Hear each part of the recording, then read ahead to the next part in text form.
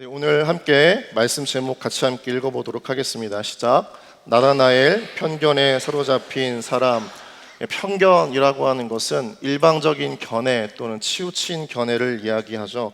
편견에 대해서 우리가 생각을 넓혀줄 한 가지 예가 있습니다. 영국의 버나드 쇼라고 하는 아주 극작가가 있습니다.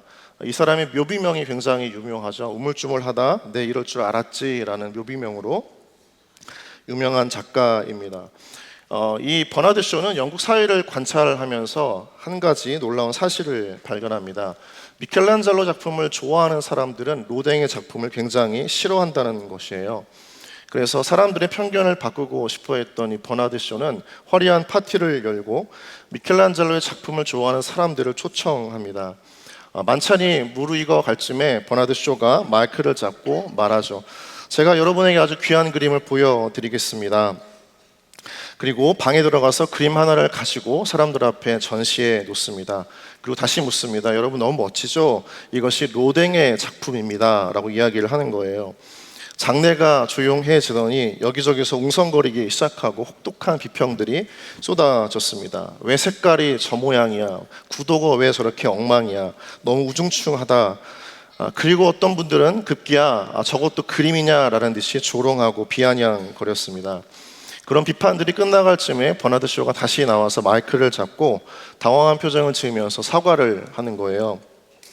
여러분, 제가 큰 실수를 했습니다. 그만 그림을 잘못 가지고 나왔습니다. 이 그림은 로댕의 작품이 아니라 미켈란젤로의 작품입니다. 이 얘기를 하자 순간 장내가 찬물을 끼얹은 듯이 엄숙해지고 숙연해졌던 것입니다. 이것이 바로 편견의 무서움이라고 하는 거죠. 편견은 가치 있는 명작을 형편없는 졸작으로 바라보게 하는 잘못된 안경인 것입니다. 성경에도 편견에 사로잡힌 사람이 등장한다면 그 중에 한 명이 바로 나다나엘을 들 수가 있어요. 같이 함께 요한복음 1장 45절 46절 읽겠습니다. 시작. 빌립이 나다나엘을 찾아 이르되 모세가 율법에 기록하였고 여러 선지자가 기록한 그 일을 우리가 만났으니 요셉의 아들 나사렛 예수니라. 나다나엘이 이르되 나사렛에서 무슨 선한 것이 날 수 있느냐? 빌립이 이르되 와서 보라 하니라. 나다나엘은 지방색에 대한 편견을 가지고 있었습니다. 그러니까 우리에게 적용을 해본다면 한국 사람하고 이스라엘 사람이 무슨 상관이냐? 이스라엘에서 태어난 그 중동의 예수가 우리에게 무슨 선한 것이 도움이 되겠느냐라고 비아냥거릴 수 있다는 거죠. 그런데 성경을 보면 나다나엘만이 아니라 예수님에 대해서 편견을 가지고 바라보았던 수많은 사람들을 보게 됩니다. 마가복음 6장 3절 말씀인데요. 같이 함께 한 번 더 읽어보겠습니다. 이 사람이 마리아의 들 목수가 아니냐? 야고보와 요셉과 유다와 시몬의 형제가 아니냐? 그 너희들이 우리와 함께 여기 있지 아니하냐 하고 예수를 배척한지라. 여러분, 이게 무슨 의미인지 여러분 너무나 잘 아시죠? 한국식으로 말하면 너 누구 집 아들이지? 너 나이 몇인지 다 알아. 이런 말과 비슷하죠. 이들은 대화 속에서 예수님을 폄하하고 경멸하는 분위기를 뚜렷하게 표출하고 있습니다. 한마디로 다른 말로 하면 교회에 대해서 내가 알 만큼 다 알아. 한 번쯤 다 가봤어. 그리고 내 인생은 내가 앞가림 잘해. 이런 표현인 것이죠.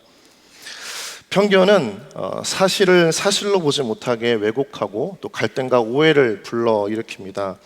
편견 자체도 무섭지만 편견에 감정이 덧입혀지면 더욱 위험해지는 거죠. 감정적인 편견을 보고 내 옆 사람을 보거나 오랫동안 알았던 그 사람에 대한 생각이 바뀌어지지 않을 때 그 사람과 영원토록 친해질 수 있는 계기가 사라지는 겁니다. 모든 것이 싫을 때가 있어요. 하는 말도 싫고 표정을 짓는 것도 싫고 남편이나 아내처럼 집안에서 숨 쉬는 것도 싫을 때가 있다는 것이죠.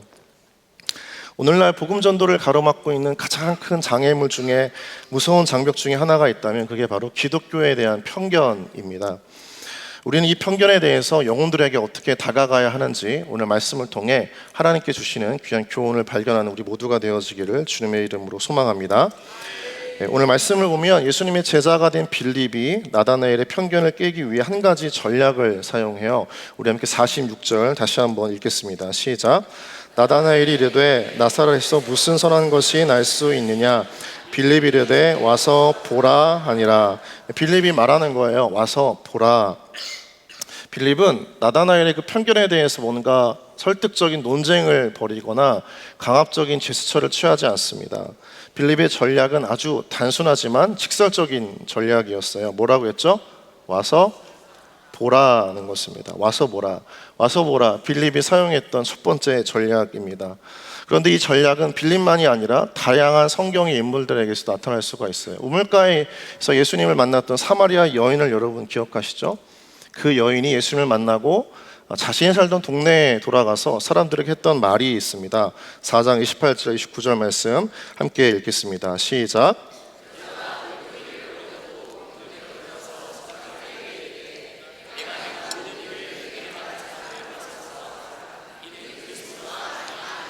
네, 와서 보라. 참 신기하죠. 빌립도 사마리아 여인도 안 믿었던 사람들에게 다가가서 예수님께 와서 보라라고 하는 아주 담대하고 강력한 권면을 하고 있는 것들을 보게 됩니다. 사실 그대로 경험해 보라고 하는 거죠. 말만 하지 말고 와서 한번 만나도 보고 대화도 해보고 또 경험도 해보라는 것입니다. 여러분, 경험할 때 편견이 사라지는 것이죠. 우리도 빌립처럼 또 사마리아 여인처럼 우리가 작정한 태신자를 향해서 와서 보라 초청해야 할 줄 믿습니다. 기독교에 대한 편견은 복음을 들음으로 인해서 이해되어지고 설득되어지기도 하지만 가장 중요한 것은 하나님의 은혜를 직접 체험할 때 가지고 있었던 모든 부정적인 편견이 사라지는 거죠. 제가 섬기는 청년부는 지난 5월 11일에 봄축제를 했습니다. 청년부가 항상 예배드리던 시간에 봄축제를 열다 보니까 보통 우리가 예배라고 하는 생각을 가지고 있죠. 새신자 또는 초신자의 시선에 맞춰서 준비해야 되는 것이 전도 축제라서 조금 내용을 바꿔봤습니다. 그래서 저희가 처음부터 저희 안에서의 편견을 깨고 그 전도 축제 안에서 보통은 찬양, 말씀 이렇게 이어지잖아요. 그런데 저희가 그 프로그램 순서 중간에 게임을 넣었어요. 그래서 상품도 준비하고 처음은 VIP들이 조금 더 마음을 열 수 있도록 다양한 게임을 준비했습니다. 우리 안수찬 형제가 진행을 맡고 임원들이 아이디어를 내서 함께 준비했는데 너무 재미있었어요. 이렇게 실시간으로 막 핸드폰을 가지고 QR코드 클릭해서 들어가서 참여하는 모습들이 있거든요. 우리 사진을 한번 좀 보여주시면 좋겠습니다. 네, 이제 데코하는 모습이고요. 네, 이제 이게 게임이에요. 저기다 이제 QR 코드니까 핸드폰으로 이렇게 클릭을 이렇게 들어가서 보면 이제 참여하는 인원들이 막 실시간으로 올라와요. 네, 다음 사진도 보여주세요.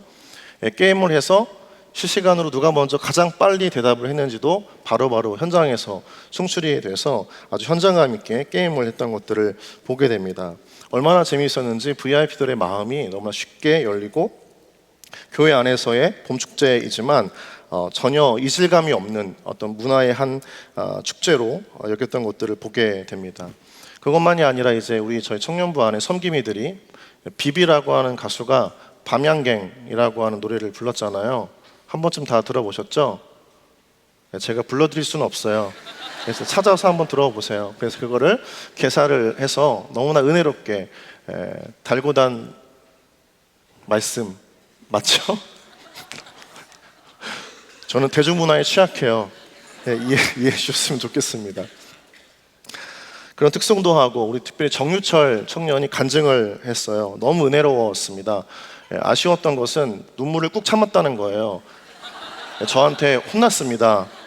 울어야 되는데 그래서 유철 형제가 나중에 말하기를 안 울어서 혼난 적은 처음이라고 이렇게 이야기를 했던 것도 기억이 납니다.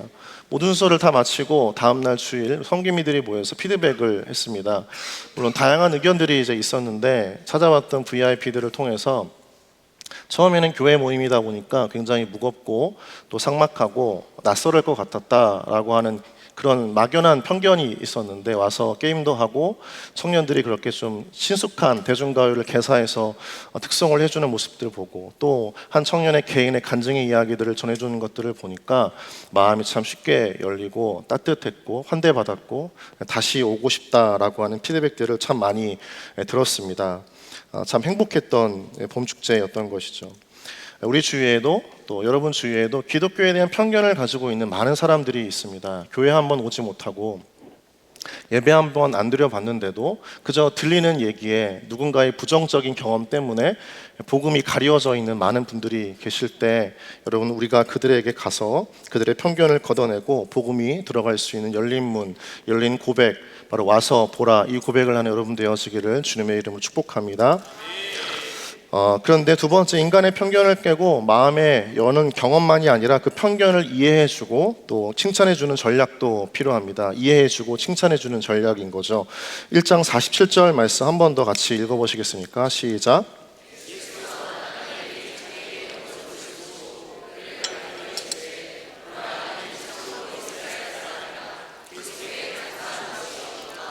참 신기한 게, 예수님은 사람이 항상 좋은 점들을 많이 보셨던 것 같아요. 그래서 나다나엘이 가지고 있었던 편견 또는 그가 이야기했던 것을 가지고 막 비판하지 않으셨습니다. 책망하지 않으셨습니다. 오히려 거침없이 말할 수 있는 정직함이 있구나, 이렇게 이야기를 하신 거죠. 그 속에 간사한 것이 없다는 거예요. 그러니까 꾸며낸 이야기가 아니라, 거칠애로 이야기한 게 아니라 정말 자신 안에 가지고 있었던 불편한 마음, 편견을 그냥 끄집어 내었던 거죠. 예수님은 그것을 칭찬해 주셨습니다. 그런데 이 칭찬의 한마디가 나다나엘의 마음과 생각을 바꾸는 아주 중요한 키포인트가 되었던 것입니다.